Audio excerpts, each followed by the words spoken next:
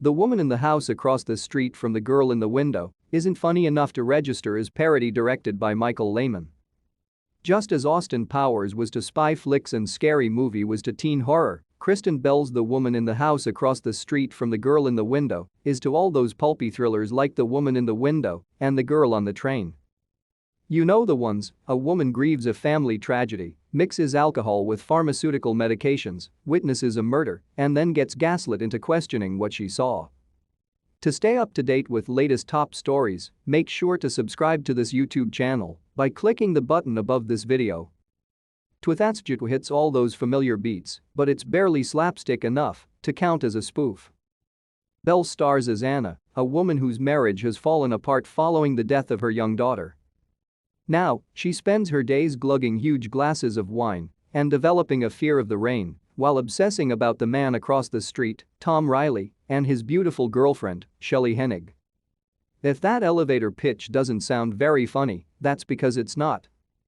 The only joke that really lands is the running tragicomic gag about Anna's fishbowl-sized glasses of wine, which she fills right to the tippy top of the glass every time. See the photo at the top of this review. But even though the show is poking fun at psychological thrillers, it's still impossible not to feel bad for the grieving, possibly delusional Anna.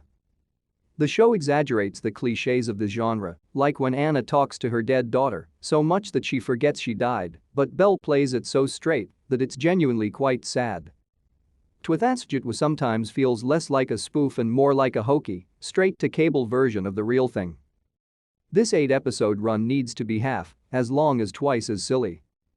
Take, for example, the way Anna is repeatedly described as a brilliant artist. Her flower paintings are a little bland and certainly not deserving of the praise they're given, but they're also not nearly bad enough to register as a joke.